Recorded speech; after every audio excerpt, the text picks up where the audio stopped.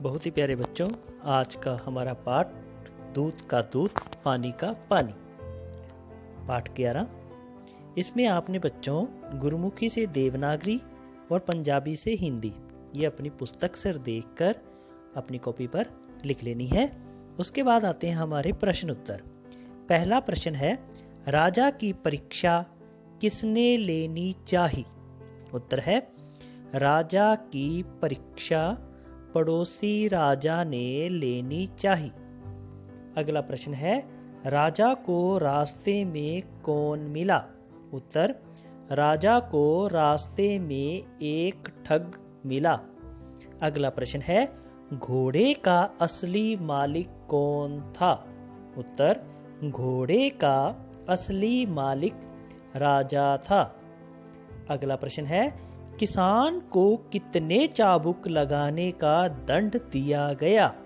उत्तर है, किसान को 50 चाबुक लगाने का दंड दिया गया। आगे प्रश्न है, इस कहानी में कौन सा पात्र गूंगा और बहरा था?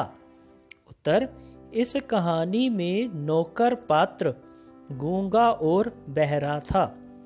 अगला प्रश्न, सच्चा न्याय के लिए हिंदी में किस मुहावरे का प्रयोग होता है?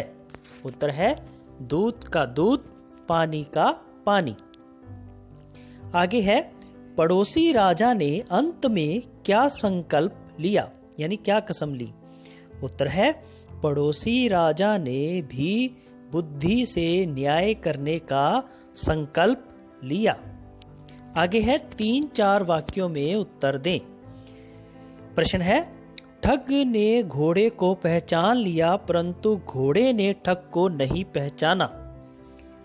उत्तर, इन पंक्तियों का भाव है कि यद्यपि ठग ने राजा के अस्तबल में जाकर अपने उस घोड़े को पहचान लिया जो उसने पड़ोसी राजा से ठगा था, लेकिन घोड़ा क्योंकि स्वामी भगत था इसलिए वह ठग को देखकर हिनहिनाया भी नहीं।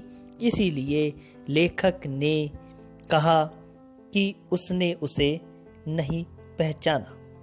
उसके बाद है, राजा ने पड़ोसी राजा और ठग के मुकदमे का फैसला कैसे किया? उत्तर, राजा ने पड़ोसी राजा और ठग की शिकायत सुनकर घोड़ा अपने पास रख लिया और उन्हें अगले दिन बुलाया।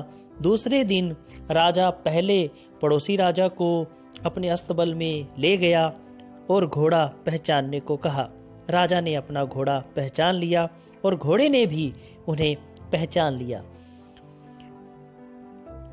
और जोर से हिनहिनाया भी, यानी घोड़ा हिनहिनाया। फिर ऐसा ही ठग के साथ भी किया गया। ठग ने भी घोड़ा तो पहचान लिया लेकिन घोड़े ने कुछ प्रतिक्रिया नहीं दिखाई। अतः राजा समझ गया कि घोड़ा किसका है। राजा ने ठग को सजा देते हुए घोड़ा पड़ोसी राजा को लौटा दिया। आगे है, रिक्त स्थान भरने हैं आपने। ये आपने पाठ को पढ़ना है और पाठ में से पढ़कर रिक्त स्थान भर देने हैं। उसके बाद आते हैं, सही समान अर्थी शब्दों को गोला लगाएं। पहला है राजा। राजा के लिए हम इनमें चुनेंगे नरेश और नृप। उसके बाद है ठग। ठग का बनेगा राहजन और बटमार। इन दोनों को आपने गोला लगा देना है। उसके बाद है घोड़ा, अश्व और तुरंग। इन दोनों को गोला लगाना है। उसके बाद है किसान। किसान का होता है कृषक, खेती बाड़ी। उसके बाद है झगड़ा, कलह, कलेश। उसके बाद है दूध, पेय, दुग्ध। इन दोनों को गोला लगा देना है। आगे है पानी, जल और नीर। इन दोनों को गोला लगाना है। आगे है संकल्प, इरादा, प्रतिज्ञा। उसके बाद है द्वात, स्याहीदान, मसी पात्र। उसके बाद है दंड। दंड का होता है सजा, सबक। इन दोनों को गोला लगा देना है। उसके बाद आगे आते हैं वाक्य। पहला है विनती। विनती का होता है प्रार्थना। लेखक ने राजा से विनती की। दूसरा है मुकदमा। मुकदमा होता है दावा जो हम अदालत में करते हैं। राजा ने मुकदमे का फैसला किया। उसके बाद है चाबुक, चमड़े का बना होता है, ये कोड़ा होता है, इसको कहते हैं। राजा ने किसान को चाबुक मारने का दंड दिया। उसके बाद है अस्तबल। अस्तबल होता है तबेला, घुड़शाला। राजा ने अस्तबल में घोड़ा भिजवा दिया। उसके बाद हमारे आते हैं अनेक शब्दों के लिए एक शब्द। पहला है घोड़े पर सवार, घुड़सवार। खेती बाड़ी करने वाला, किसान। घरेलू काम काज करने वाला, नौकर। जहां घोड़े बांधे जाते हैं, घुड़शाला या अस्तबल भी कह सकते हैं। ठगी करने वाला, ठग। तेल का व्यापार करने वाला, तेली। उचित अनुचित का विवेक, न्याय। जो बोल ना सकता हो, गूंगा। जो सुन ना सकता हो, बहरा। पड़ोस में रहने वाला, पड़ोसी। पड़ोस में रहने वाला, पड़ोसी।